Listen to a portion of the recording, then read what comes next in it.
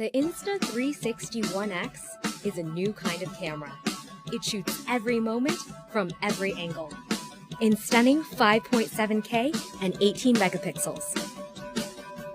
Flow state stabilization is impossibly smooth.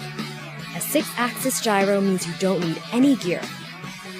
Just mount the ONE X anywhere, and your footage comes out like butter.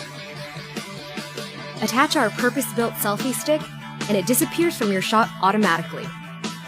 Once it's gone, you've got a flying camera. This is Time Shift. Effortlessly control time and perspective.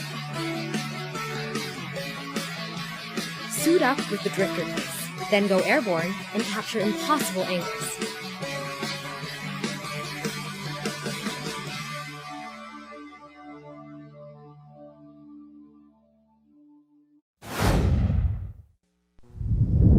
What's up guys, this is Abe Kislevitz, and today I'm going to give you a demo of reframing 360 shots using the GoPro app for the new GoPro MAX. This keyframe demo that I'm going to show you is available for both GoPro MAX and GoPro Fusion. There's also a desktop app that will act very similar to this one. The only difference between MAX and Fusion here is the MAX will already be stitched directly in the camera, and you Fusion owners know that you have to do the standard stitching on the GoPro Fusion Studio. So I've already connected my GoPro MAX to my phone via Wi-Fi, and I've downloaded the clip. I've got a 360 clip in the GoPro app. And let's just take a look at what this clip looks like before we do any keyframing. So if we hit play, we can see that I am filming with a super long pole, and we have this shot that kind of moves through this room, this scene. There's a lot going on. You can see me kind of trying to get out of the way, following the action.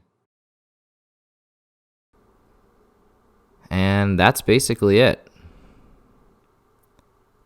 Alright, so we've got the clip that we want, and I just want to trim off the end, so I'm just going to hit the trim tool, start at the end, go back to the beginning, trim off a little on the beginning, and go ahead and hit save, and we'll render out the video. So this is going to create a 16:9 1080p version of this video in your GoPro app.